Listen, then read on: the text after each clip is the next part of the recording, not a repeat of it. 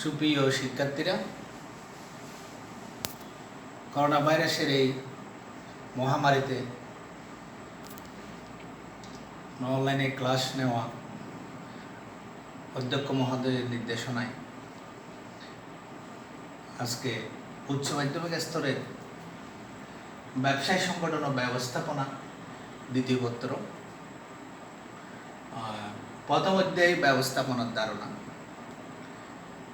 এখান থেকে যেই টপিক্সটা খুবই গুরুত্বপূর্ণ, আমি এটা সম্পর্কে তোমাদেরকে একটা ধারণা দেওয়ার জন্য ক্ষুদ্র প্রয়াস। আশা করি সবাই ভালো আছো, ঘরের মধ্যে থাকো, সুস্থ থাকো, স্বাস্থ্যর নিয়মগুলো নির্দেশনাগুলো মেনে চলো। তোমাদের জন্য দোয়া রইল, বিশেষ করে এসএসসি পরীক্ষার্থী যারা এবং অন্যান্য শিক্ষার্থী সবার জন্য দোয়া রইল। এবং তোমরা শিক্ষার্থীরাও আমাদের শিক্ষক শিক্ষিকা এবং অধ্যক্ষ মহোদয় সহ সবার জন্য দোয়া করবে। উচ্চ মাধ্যমিক স্তরের ব্যবসায়ী সংগঠন ও ব্যবস্থাপনার দ্বিতীয় পত্র প্রথম অধ্যায় ব্যবস্থাপনার ধারণা। এখানে আজকের শিক্ষণফল হলো ব্যবস্থাপনার বিভিন্ন স্তর। ব্যবস্থাপনার বিভিন্ন স্তর এটা একটা গুরুত্বপূর্ণ টপিকস। আর এখানে বলে রাখি, তোমরা যারা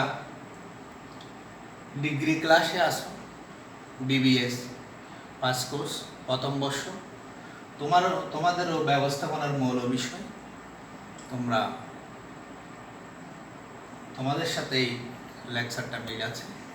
এবং যারা আমাদের কাপাইগোলা সিটি কর্পোরেশন মহিলা কলেজের আমাদের হিসাব বিজ্ঞান ও ব্যবস্থাপনা বিষয়ে বিবিএ সম্মান প্রথম বর্ষের ছাত্রী, তোমাদেরও প্রিন্সিপাল অফ ম্যানেজমেন্ট ব্যবস্থাপনা নীতিমালা, তোমরাও এই টপিকসটা তোমরাও পাবে এবং তোমরাও আশা করি অংশগ্রহণ করতে পারবে।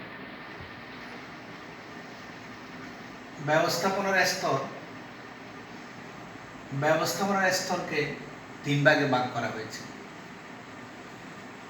উচ্চ স্তর, মধ্য স্তর, নিম্ন স্তর। Top level management, mid level management, lower level management. এটাকে আমি একটা পিরামিড স্টাইলে চিত্র করে দেখালাম। ব্যবস্থাপনার স্তর: উচ্চ স্তর, মধ্য স্তর, নিম্ন স্তর। এই ব্যবস্থাপনা উচ্চ স্তরে একটা সংগঠনের ব্যবস্থাপনা বা একটা কোম্পানি বা একটা প্রতিষ্ঠান, উচ্চ স্তরের ব্যবস্থাপনায় কারা কাজ করে?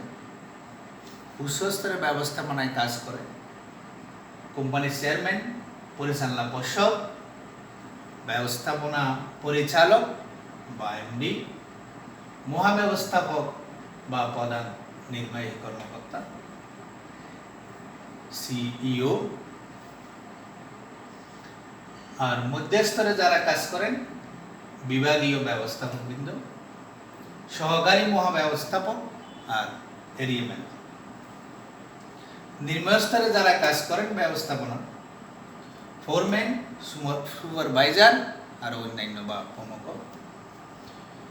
এখন উচ্চ স্তরের ব্যবস্থাপনা কি? আবার উচ্চ স্তরের ব্যবস্থাপনাকে প্রশাসনিক স্তর বলা হয়, মধ্য স্তরের ব্যবস্থাপনাকে নির্বাহী স্তর বলা হয়, আর নিম্ন স্তরের ব্যবস্থাপনাকে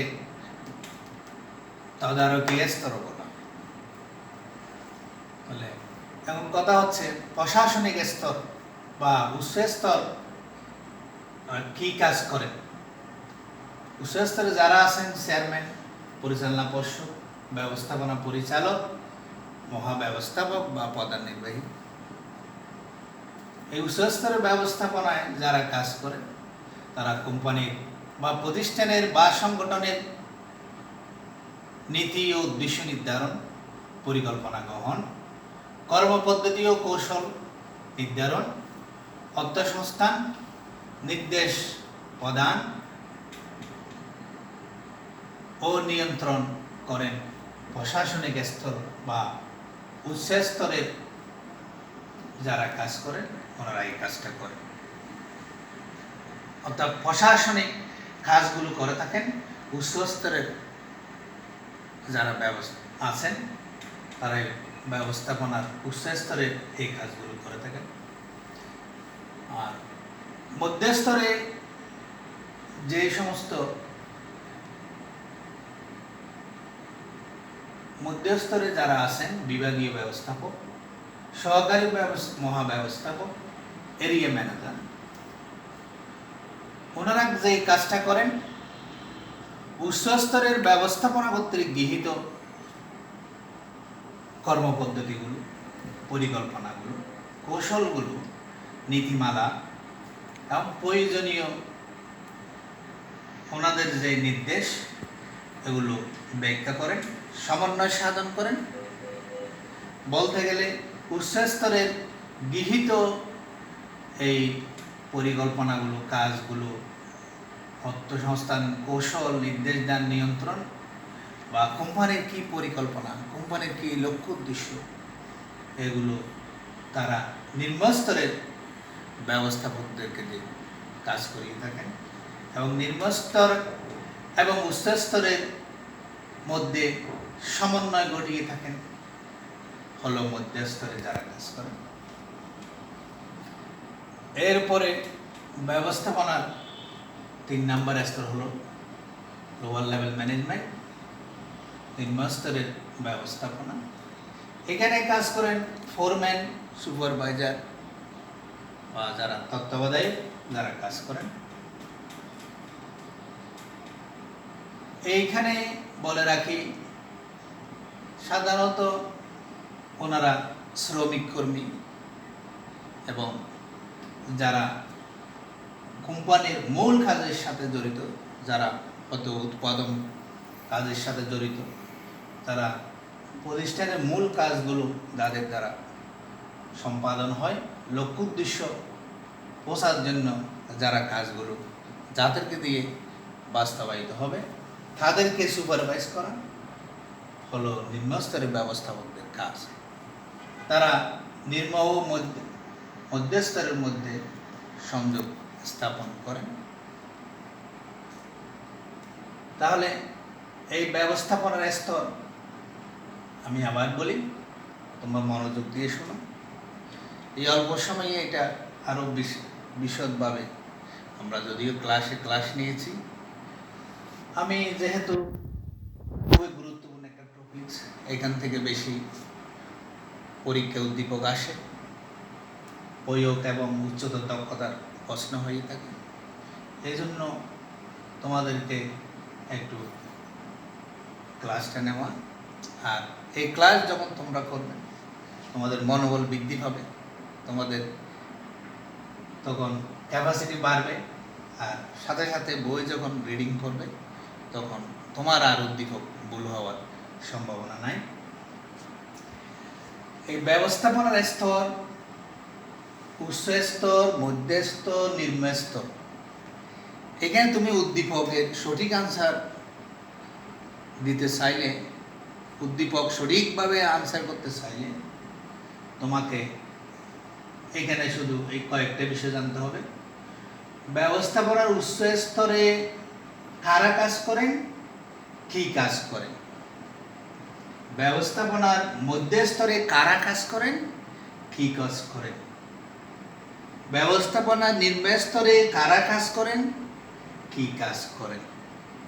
উদ্দীপক ব্যবস্থাপনার স্তরের উপরে যখনই উদ্দীপক আসবে, এটা আমি এই পর্যন্ত যত বোর্ডের প্রশ্নগুলো দেখেছি এই বিষয়গুলোর উপরেই উদ্দীপকটা হয়ে থাকে।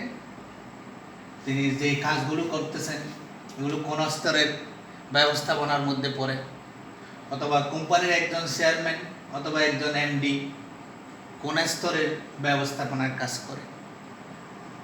ঠিক মধ্যস্তরে কারা কাজ করে, কি কাজ করে, নিম্ন স্তরে কারা কাজ করেন, কি কাজ করেন, এই সম্পর্কিত উদ্দীপক তুমি পাবে এবং উদ্দীপক যেভাবে আসুন না কেন তুমি অবশ্যই আনসার করতে পারবে।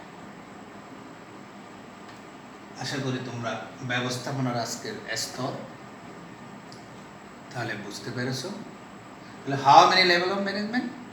দেয়ার are 3 level: top level management, mid level management and lower level management.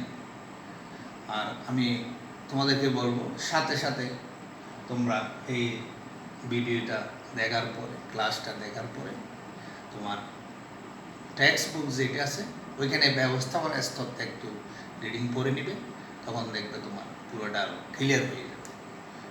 ধন্যবাদ।